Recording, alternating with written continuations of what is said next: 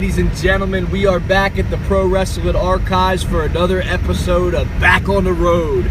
My name is Rick Smooth, Ricky the Dangling Steamboat, and I have some other aliases that I cannot say on this program.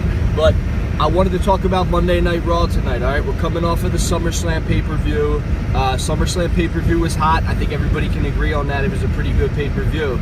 Now, this is what I wanted to talk about with Monday Night Raw tonight.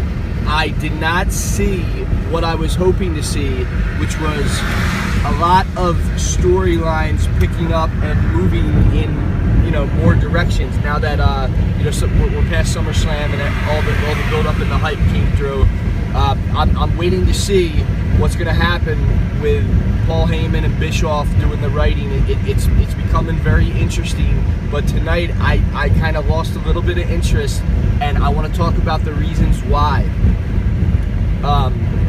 First off, my own energy level was down tonight, so I'm trying to be as fair as I can with what I saw on the screen today. It's really great to see Steve Austin back too on that show after Monday Night Raw.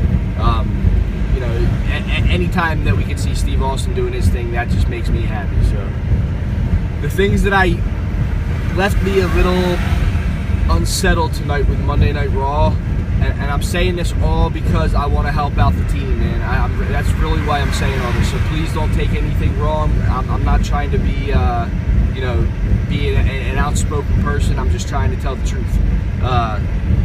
Some of these guys have been around a while. You know what I mean? Some of these guys like Miz, and I'm still not really sure exactly why some of these guys are around. And I'm not trying to be disrespectful in any way, shape, or form, but I'm just not seeing where it's going. That's all I'll say about that, because I'm really not trying to be disrespectful. But the music, some of the entrance music, like everybody should be absolutely, taking notes with why Bray Wyatt's entrance was so great last night. And with some of the other guys, it's like, we're living in a time period. I'm from the music world, so we're living in a time period where a lot of mainstream music is being shoved down our throats and put in our faces, and our ears are just not feeling it. I'm not trying to be programmed by modern music. When it comes to music, everything should be vintage, because that's where it's at. I'm a musician, and I'm telling you guys that, all right? I'm not trying to, force any music upon anybody. But when you watch movies from the early 80s to the late 80s, if you notice the soundtracks, and if you notice the music that's being played in all those movies, the music from the 50s, the 60s, and the 70s is being passed down to a new generation. And I want to just stress how important that is to any of the guys in the WWE. Now, I'm not saying, I know WWE's always owned their own music, but whatever they're doing as far as mimicking the times musically, please take a brother's word for it. We don't need that. So this is something that I want to talk about. I love the classic Raw presentation as far as the logo goes. When I saw that come in a couple weeks ago, I knew that everything was changing, and that's great. I think that there's a possibility that what could work is if you do something totally different with the lighting that's never been done.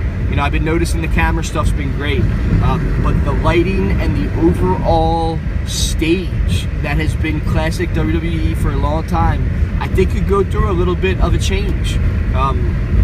I think that, if Paul wanted to, and he started to kind of bring back some of the more grittier presentation, I think that it could take the product into a new direction that could totally change everything in a good way.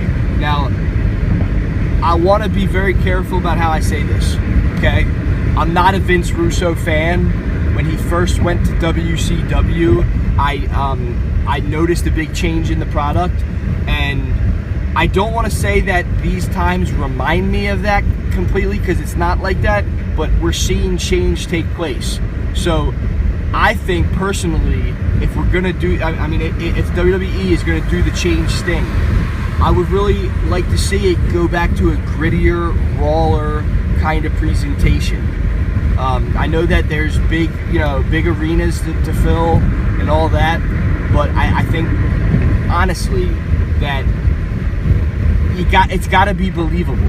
It's got to be believable, and some of the stuff is still wandering on that, on that edge of all that or whatever. With some of the guys who are doing promos, some of them are tearing it the fuck up, and then some other guys are, not that interesting when it comes to that.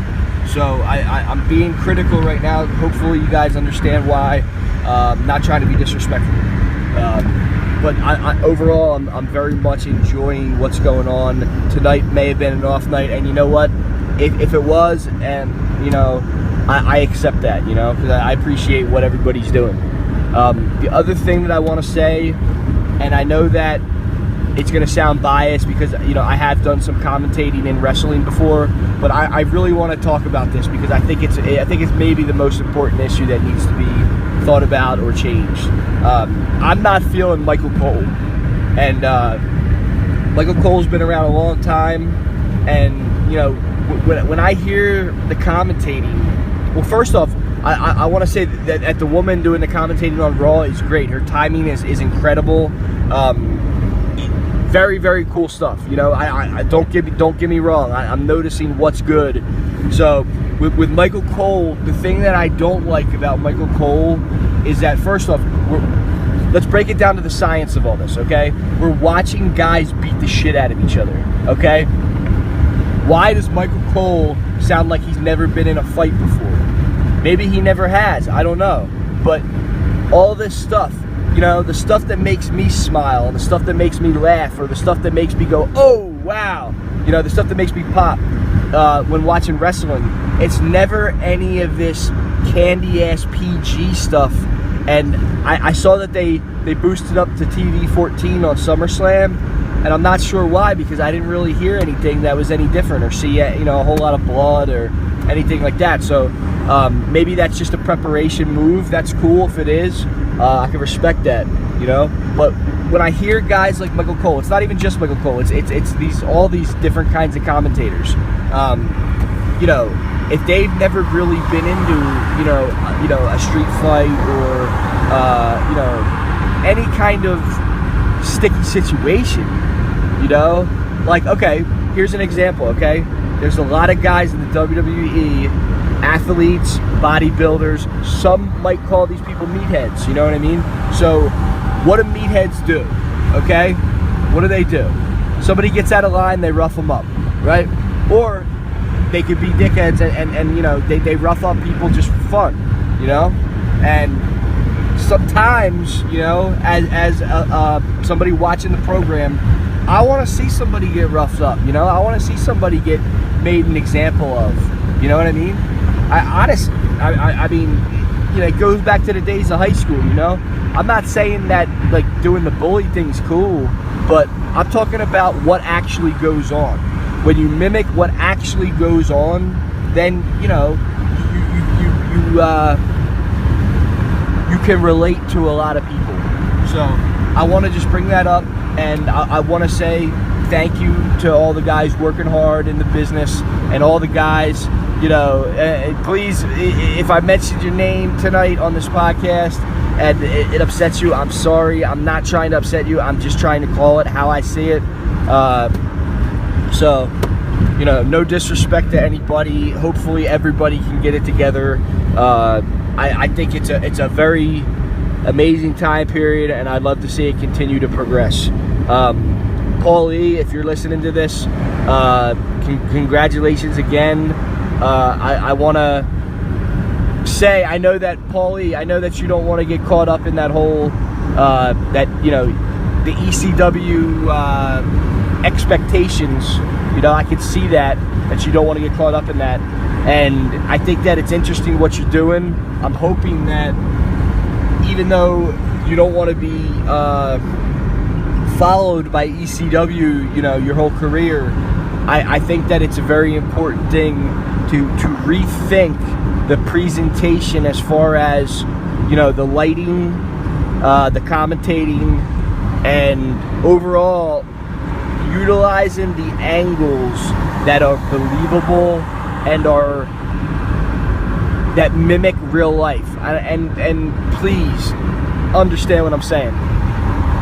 These times, you know, 2019 we're in, you guys are at the forefront. Please don't mimic what's the stuff in society that we would like to see changed, okay? I know that, you know, everything is not just, you know, cut and dry, but there's a lot of things going on in the WWE right now that are mimicking things in society that are just not that interesting. So please consider that, all right? This is Rick Smooth saying good night.